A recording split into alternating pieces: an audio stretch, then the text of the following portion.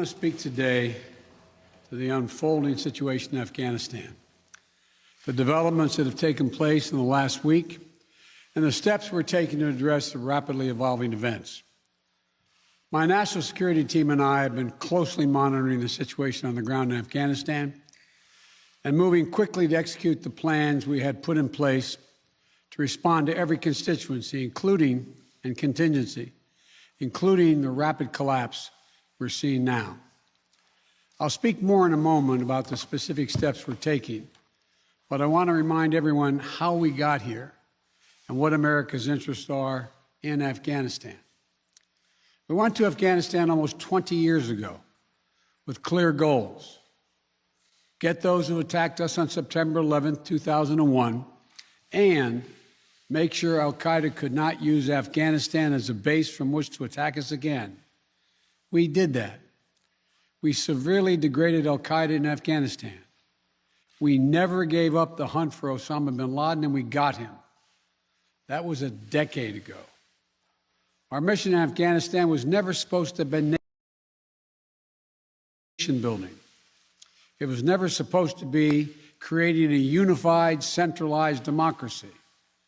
Our only vital national interest in Afghanistan remains today what it has always been: preventing a terrorist attack on America's homeland. I've argued for many years that our mission should be narrowly focused on counterterrorism, not counterinsurgency or nation building. That's why I opposed the surge when it was proposed in 2009 when I was vice president. And that's why, as president, I'm adamant that we focus on the threats we face today in 2021, not yesterday's threats. Today, the terrorist threat has metastasized well beyond Afghanistan. Al-Shabaab in Somalia, al-Qaeda in the Arabian Peninsula, al-Nusra in Syria, ISIS attempting to create a caliphate in Syria and Iraq, and establishing affiliates in multiple countries in Africa and Asia. These threats warrant our attention and our resources. We conduct effective counterterrorism missions against terrorist groups in multiple countries where we don't have permanent military presence. If necessary, we'll do the same in Afghanistan. We've developed counterterrorism over-the-horizon capability that will allow us to keep our eyes firmly fixed on the direct threats to the United States in the region and act quickly and decisively if needed. When I came into office, I inherited a deal that President Trump negotiated with the Taliban. Under his agreement, U.S. forces would be out of Afghanistan by May 1, 2021, just a little over 3 months after I took office. U.S. forces had already drawn down during the Trump administration from roughly 15,500 American forces to 2,500 troops in country. And the Taliban was at its strongest militarily since 2001. The choice I had to make as your president was either to follow through on that agreement or be prepared to go back to fighting the Taliban in the middle of the spring fighting season. There would have been no season. There was only a cold reality of either following through on the agreement to withdraw our forces or escalating the conflict and sending thousands more American troops back into combat in Afghanistan. Lurching decision.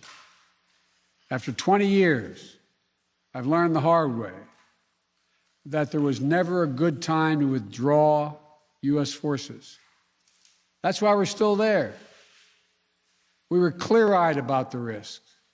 We planned for every contingency, but I always promised the American people that I would be straight with you. The truth is, this did unfold more quickly than we had anticipated. So what's happened? Afghanistan political leaders gave up and fled the country. The Afghan military collapsed, sometime without trying to fight.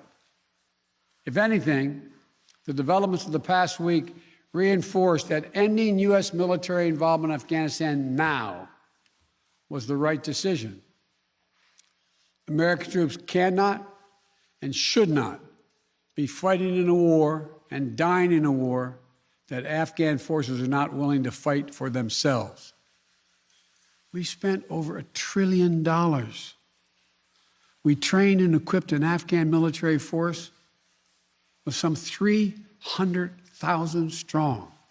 Responsibility for where we are today and how we must move forward from here. I am President of the United States of America, and the buck stops with me. I'm deeply saddened by the facts we now face. But I do not regret my decision to end America's war fighting in Afghanistan and maintain a laser focus on our counterterrorism missions there and other parts of the world. Our mission to degrade the terrorist threat of al-Qaeda in Afghanistan and kill Osama bin Laden was a success. Our decades-long effort to overcome centuries of history and permanently change and remake Afghanistan was not, and I wrote and believed it never could be.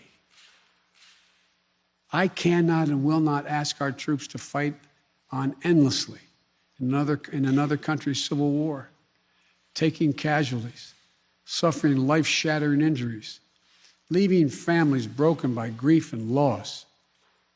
This is not in our national security interest. It is not what the American people want. It is not what our troops, who have sacrificed so much over the past 2 decades, deserve. I made a commitment to the American people when I ran for president that I would bring America's military involvement in Afghanistan to an end. While it's been hard and messy, and yes, far from perfect, I've honored that commitment. More importantly, I made a commitment to the brave men and women who serve this nation that I wasn't going to ask them to continue to risk their lives in a military action that should have ended long ago. Our leaders did that in Vietnam when I got here as a young man. I will not do it in Afghanistan. I know my decision will be criticized, but I would rather take all that criticism than pass this decision on to another president of the United States, yet another one, a 5th one, because it's the right one, it's the right decision for our people, the right one for our brave service members who risk their lives serving our nation, and it's the right one for America. Thank you.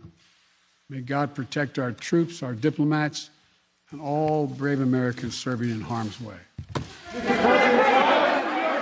We've been watching President Biden addressing the crisis in Afghanistan. He said he stands squarely behind his decision to pull